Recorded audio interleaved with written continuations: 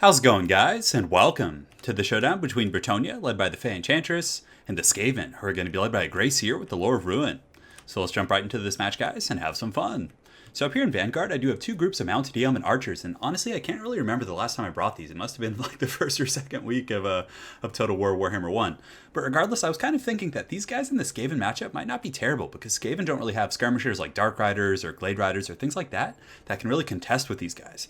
Obviously, their faster units are like Rat Ogres and Gut Runners, both of whom are under 66 speed.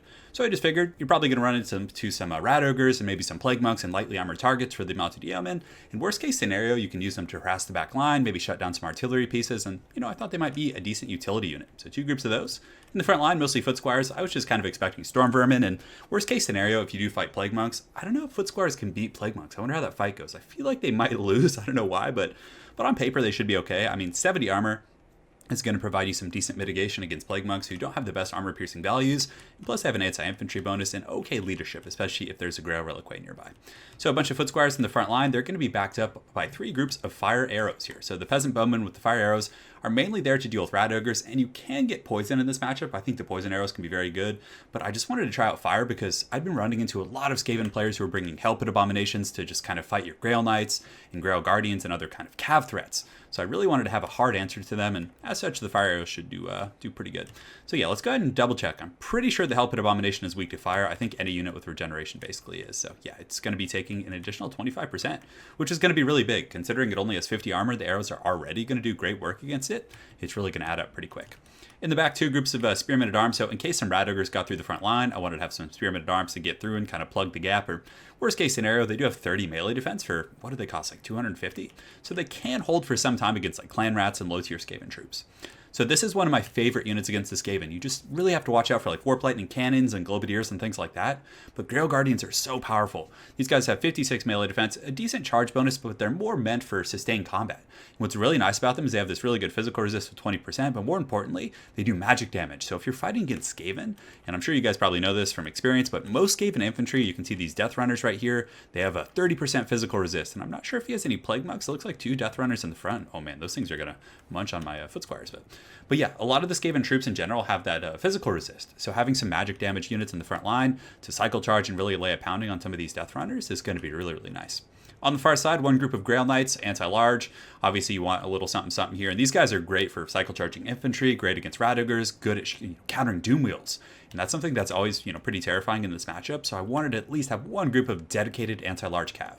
And they're going to be backed up by the Fey Enchantress, who can give them Favor of the Fey, heal them, and I decided to switch it up. So I brought Earthblood and Dwellers Below. So we're kind of on a bit of a kick right now with trying out like things that are really good in Game 1 that got nerfed, like the Final Transmutation. And honestly, Dwellers from Below, well, what's it actually called? I want to get this right. So Dwellers Below, we'll check in a minute. But yeah, if I'm not mistaken, it's still pretty darn good. I've had some anecdotal experience in like 2 or 3 games, and it can do a lot of damage. It's not quite as impactful as it was before, but still pretty powerful. So for my opponent's army, front line of Skaven Slave Spears, 2 Death Runners for their armor sundering at the back. So maybe what he was probably expecting is to get like charged by a heavy cav in the front, because oftentimes it's very effective against Skaven. So the Skaven Slaves take damage, the Death Runners sunder their armor and kind of drag them down and kind of get them ready for the Poison and Globadiers here. The anti-large bonus, 2 groups of Stormvermin with Halberds in the back, 1 Helped Abomination, Grey Seer with Lore of Ruin, and it looks like he has Warp Lightning and Scorch, and I think one other ability there. No, I think that's actually just the Clamor ability he has. So yeah, a lot of elite Skaven in the back, so these slaves are obviously just going to take the initial beating here, so should be pretty fun. So without further ado, guys, let's get this show on the road. So right now I'm just getting a little bit of harassment with my Mounted EM, and I was trying to shoot in on some of these Globadiers and these Death Runners as they appeared here. You can see the Fire Arrows unfortunately wasting a little bit of ammunition on those Skaven Slaves, but as soon as the Hell Pit comes in range, I'm just going to be just tearing into that thing with those Fire Arrows. So the Foot Squires collide here with the Rats, and you can see the Fire Arrows are just going to be going right into that Hell Pit Abomination, just going to be doing huge damage. You can see the Hell Pit Abomination's already down about like 20% of its HP. Where are my Grail Guardians going? So the Grail Guardians, I didn't want to charge right up the pipe because he had a very good position with the Poison Wing Globadiers, so I decided to just kind of pull them up and around, and he committed his Halberds to the front line after realizing I had a pretty powerful front line. So what I do is I pull my cav up and through this gap here, and I'm going to be pressuring them here. In the meantime, my Grail Knights are going to be charging right up the gap, and wow, their melee attack is 0 right now, so they got debuffed pretty hard by that Rival Head Talisman, but they're still going to be getting in there, hopefully, and eventually doing some decent damage. Mainly, I just wanted to get the anti-large bonus on the Hell Pit Abomination, which was one of the main counters to my Grail Knights and other troops like that.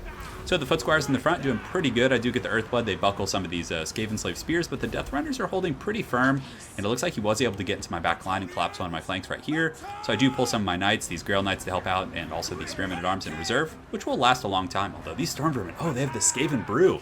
I was like, since when do Stormvermin with Halberds have 63 melee attack? That's pretty powerful. It does lower their armor, but it's going to help them munch through some of these troops pretty quick. So if we take an overarching look at the battlefield, in the back, you can see my Grow Reliquaries trying to be a hero. Then these Bretonians just carrying this dead knight after these rats here, which is pretty funny. But a little bit of sloppy play on my part, and you can see I do turn it around there, realizing I want it over here near my Foot Squires and other troops. But in the back, my Grow Guardians have gotten on top of these Poison-Winged Globadiers, but my opponent does respond pretty well. He gets the Storm Vermin and is able to kind of fend me off a little bit. I didn't take that many casualties, though, so it should be fine.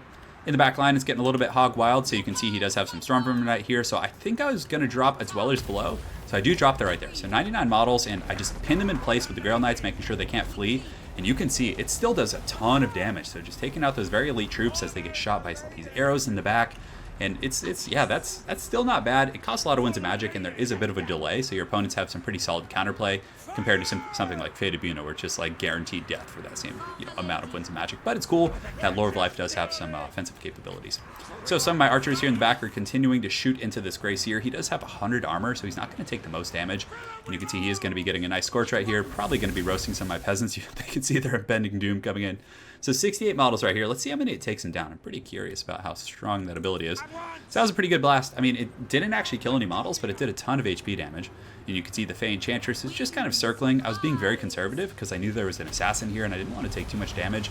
And you can see my opponent getting a really good Warp Lightning. So man, he has been on point with those cast spells. In the back, I'm just kind of cycle charging with these Grail Knights, so obviously I probably want to get them over here in this area, but he had Storm Vermin and Skaven Slaves, I think, over there, so I didn't really want to commit too heavily. In the meantime, in the backfield, all kinds of shenanigans going down. I'm just going to be chasing down this Hell Pit Abomination. You can see the Knights of Bretonnia, these Grail Guardians. So this was a bit of a mix-up. I mean, ultimately they were close by, so I just wanted to use them, but I should have had these guys in the back and had my Grail Knights chasing this thing down because, man, with that 35 melee attack, they're like not really dragging down this Hell Pit Abomination as quick as I want to, and it's almost regenerating faster than they can hurt it. But ultimately, I knew that was one of his strong threats, and you can see it has the 2 Horrible to Die, so it actually heals. So if I hadn't had my Grail Guardians chasing this thing off the battlefield, it would have came back and been a pretty substantial threat. In the meantime, these Foot Squires are still chasing these Globadiers. He's trying to get rid of all of his anti-large counters and powerful units here, but the fight is still very pitched, despite the bounce of power being a little bit in my favor. So the Grey Seer over here is just kind of waddling around, and what I did is I realized he had some threats in my back line that were really compromising my positioning, so I split all my units up. So I get 1 archer here, 1 here, and 1 here. So if he wants to shut down 1 archer, he's going to have to commit or split his forces, which then allows me to isolate with the Fey Enchantress and some of these troops, so I do have standing idly here, but here they go right now. But the Grey Seer is getting a little bit low, and I might even be able to peel over with the Fey Enchantress, and you can see she's coming over here with her Unicorn, probably thinking about going after that thing. But it looks like the Skaven Assassin has gotten into the peasant hen coop over here, so he gets in there and prison shanks a couple of those guys. Definitely not fun. But the Fey Enchantress with her archer support is probably going to be able to drag this thing down, no problem. You can see her dropping some of those Dragon Ball Z moves, and it looks like 79 HP, and the Unicorn is a death by Unicorn, one of the most shameful ways to go in the old world. So her Unicorn does take that out. Looks like my opponent's Death Runners are going to be attacking the Fey Enchantress, but like I said, despite the fact that I took out his Lord there and everything's looking relatively good, the bounce power is not shifting. If anything, it's going back in the favor of my opponent a little bit. In the back, though, this is literally going to be a Return to the King because this battle over here was getting a little bit scary. I mean, he had Storm Vermin, he buckles my archers here, his assassin's in pretty good shape, a full health group of Storm Vermin right here, just doing heavy lifting. But it looks like there's going to be some, oh yeah, the Chalice of Potions. So the Chalice of Potions is going to be coming down from the skies. The Fey Enchantress calls it from the heavens, and this is going to do huge damage on those Storm Vermin. Probably some friendly fire on the Foot Squires, but I do have the Grail Reliquary here, so I felt a little bit safe doing that, but definitely worth it. But yeah, my forces here are a little bit beleaguered. You can see I'm being kind of cramped into a corner here. My peasant bowmen are having to flee. The Fey Enchantress is being threatened by this assassin, who she definitely cannot deal with. The assassin will really do a ton of damage to the Fey Enchantress. But I did overchase a little bit with the Grail Guardians. But had I not killed that Hell Pit Abomination, it could have been a very. Oh, I guess I didn't finish it. I totally thought I did, but maybe he just gets hit with army losses or something before it comes back. I'm not sure. Man, that thing's still alive. It's too horrible to die, but it's literally the Return of the King. Just look to the west, and you can see the Grail Guardians coming over here, and they're going to give me a much needed presence here on the battlefield. In the meantime, my mounted yeomen, I've just been harassing the back line, using them to chase down troops that were like close to the edge of the map. So they're definitely kind of like hounds in that respect with a little bit of missile pressure. But, you know, these guys, these Poison Wing Grenadiers are pretty terrible in melee themselves, so that's a good engagement. And they're able to break those guys who could have potentially killed my Grail Reliquae or something else. And you can see the Skaven troops are just kind of chasing me right here, but I have them caught in just a crossfire. So you can see the Skaven troops are just trapped here, and I get a Dweller's Blow. So I kind of time it in the middle, knowing I'll miss that first group, but he reacts right there at the end, and you can see the Dwellers below just dragging these Skaven down into the pits while they're being roasted by fire arrows. Just one of the more cinematic endings for the Skaven here. And man, I actually really enjoyed that ability this game. I mean, Regrowth would have been nice for my Cav, but honestly, Earthblood's pretty good, and having the Dwellers below just to, like, you know, threaten things like this. I mean, those Storm Vermin were pretty healthy, but after that, it also slows them and allows your arrows to really saturate and just do a ton of damage, which was pretty cool. And the Grail Guardians have come from up and over the hill and are ride now, and they're riding down the Skaven. And you can see some of these Death Runners are being sent flying. And that's going to be pretty much all she wrote for the Skaven. So it was definitely fun using Mounted Yeomen in a combination of, like, honestly, Foot Squire frontline wasn't terrible. He did have Storm Vermin, and the Grey Seer was, you know, whenever they're on those bells, it's always like a bit of a force to be reckoned with in the front line. But let's go ahead and take a look at the breakdown, see who really performed. So 122. You can't really take these kills, you know, at face value because I was facing off against Skaven slaves on the front line, but the Peasant Arrows were crucial in taking out the Hell Pit Abomination. The Cav, obviously the Grail Knights and the Grail Guardians, just massive MVPs. But his build was definitely cool. It's pretty unique. It could have worked, I think. Like the Skaven Slave front line, I liked that. It just kind of absorbed it. The Death Runners came up, were able to saturate on top of the Grey Seer with his bell, and the Storm Vermin kind of coming up after that to clean up whatever was left was pretty neat. And it became a really, really scrappy fight. But I think one of the biggest things that went well for us was getting that Hell Pit Abomination down so quickly.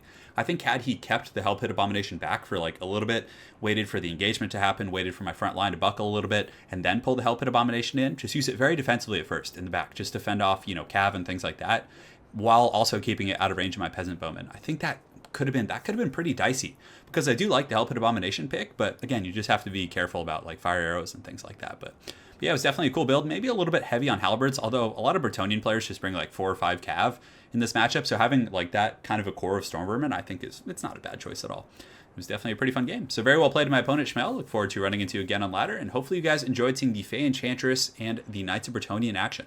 Have an excellent night, guys, and take care.